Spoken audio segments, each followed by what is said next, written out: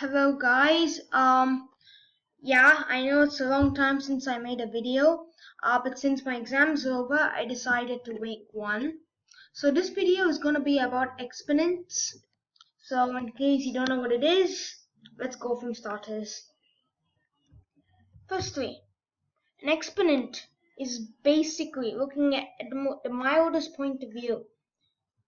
In 2 to the power of 3, our power of 3 is our exponent. What an exponent does, it tells us how many times a number or a value should be multiplied by itself. So for example, 2 to the power of 3, because it is power of 3, means 3 times. This means that we need to multiply 2 3 times. 2 times 2 times 2. And that gives us 2 times 2, 4, 4 times 2, 8. This is one basic example. So there are 3 types of exponents.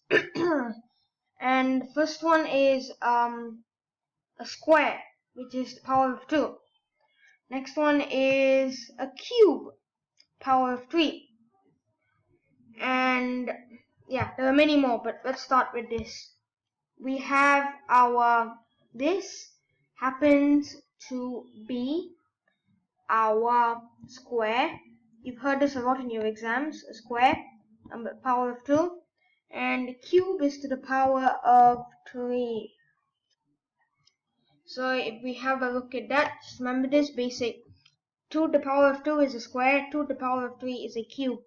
So anything to the power of 2, it means that that number or value has been squared. Anything to the power of 3, that tells us that value has been cubed, or the power of 3. Okay? Next, let's just go to our basic exercises before I go on to negative exponents. Firstly, 4 to the power of 3. That is 4 times 4 times 4. That's a cube. Okay, I'm cubing 4. 4 times 4 is 16. 16 times 4 is 64. Let's try another one. 5 to the power of 5. This is a tough one. Calculations. 5 times 5 times 5 times 5 times 5. So a lot of 5s, dude. So 5 times 5 times 5 times 5 times 5. 5 multiplied 5 times by itself is basically 2525. We have 625, and that happens, it gives us 3125. Exponents, if you believe me or not, it can go up to infinite thousands and billions. You can multiply by the number by itself again and again and again. And that is all because of this valuable, fabulous thing called exponents. So now I think you understand what it actually means and where it is used and how it is used. So now let's go a bit higher and look at negative exponents. If you are in grade 9, which I'm studying right now, or of a higher level, you would have seen negative exponents. So you could have seen something like 4 to the power of negative 3. And you could be wondering, why would I put a negative in an exponent? How can I multiply 4 negative 3 times? Is that even possible? You can multiply 4 3 times, but you can't multiply negative 3 times. Actually, what this means is 4 to the power of negative 3 means 1 over 4 to the power of 3. As you can see, we can take off the negative and put it as a fraction. So that means that if there are 6 to the power of negative 2, what it actually means is 1 over 6 to the power of 2. Okay, forgetting about that, let's try and solve our equation over here. Yeah, our problem. So 4 to the power of negative 3 gives us 1 over 4 to the power of 3.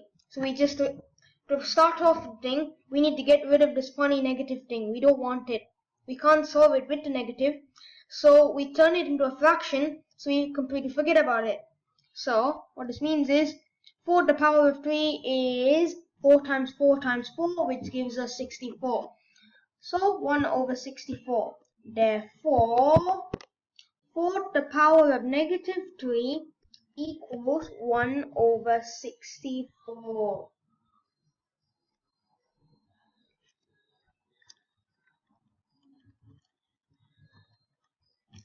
Let's try another one in case you're still confused.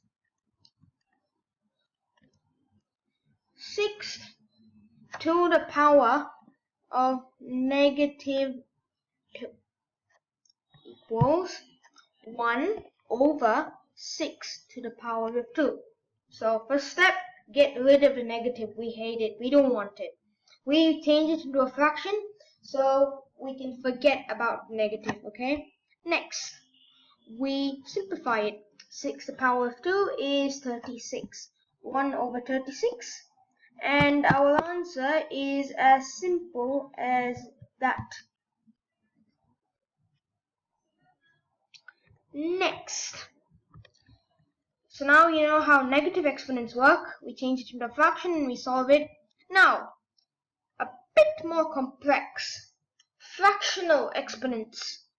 Fractional exponents are something like 6 to the power of 1 over 2. Okay? You might be wondering, oh my god, this is even crazier. This is even crazier than normal exponents. How are we ever going to solve this? But it is actually quite easy. Anything to the power of 1 over 2 tells us it's a square root. So 6 to the power of 1 over 2 is actually root 6. Okay? So root 6 is 6 to the power of 1 over 2. Anything to the power of 1 over 2 tells us that that number is square rooted. Square roots, this is basic, so I think you guys already know this. So 6 to the power of 1 over 2 is actually root 6. 6 to the power of 1 over 2, yes, it's root 6. 5 to the power of 1 over 2 is root 5.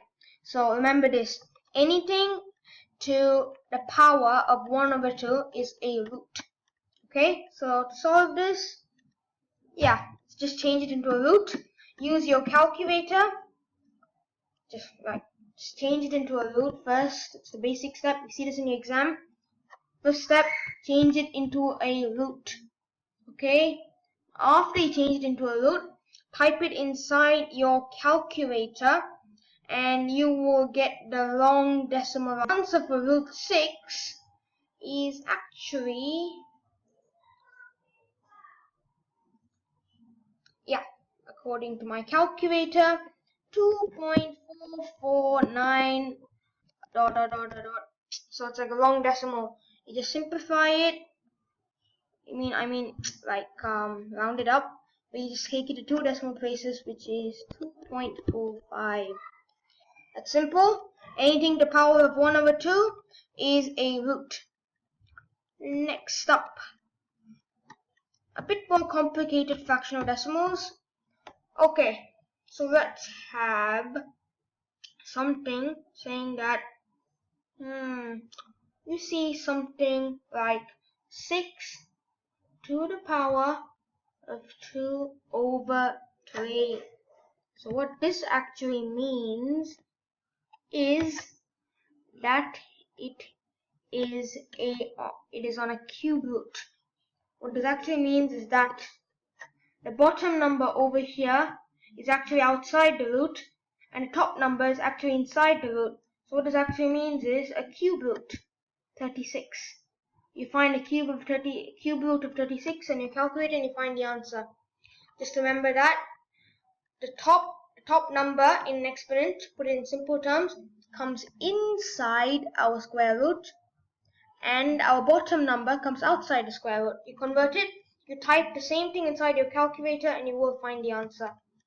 That's fractional, done. I'm just going on the very basics over here because I don't know how many of you are actually very familiar with these kind of roots, so I'm just going to go to the basics. And lastly, the last law of exponents is power of zero, absolute zero. This, what it means is, it might sound very silly. How are we going to multiply this number 6 0 times? Wouldn't I just give a 6? Yeah, that might be common sense, but that's the fun of maths. It's not all about logic, it's a new interest. So, how does 6 to the power of 0 actually work? It's quite curious actually. And I will tell you how it works. Anything, any value, any algebraic expression, any integer to the power of 0 is always 1. 5 to the power of 0 is 1. 340 to the power of 0 is also 1. And 3000, more than 3000, so long as number to the power of 0 is also 1. That's the beauty of it. Anything to the power of 0 is a 1. So, quick summary of what we have learned today. Summary: power of 0, x to the power of 0, always 1.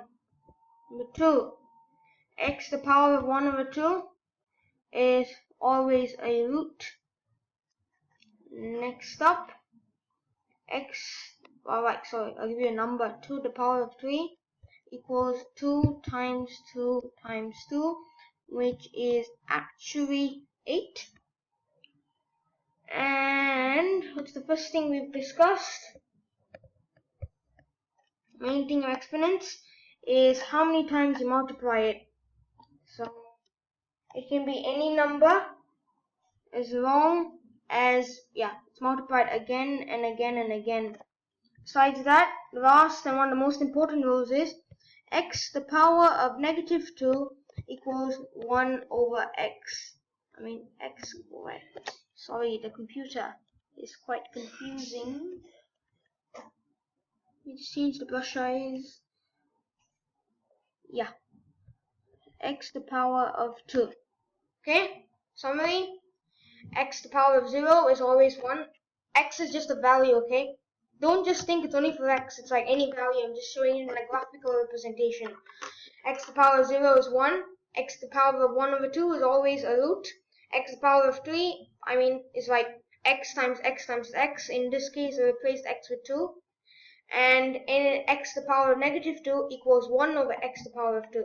That's a basic summary, although this is very unneat and quite untidy.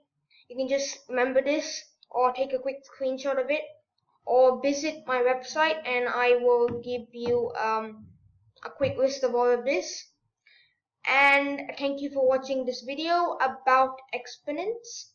Please stay tuned to my website, mathsforgeeks.wordpress.com, and if you have any queries, doubts, or suggestions and feedback, please do not hesitate to email me at mathsforgeeks@gmail.com, and stay tuned. Have a good day. Bye.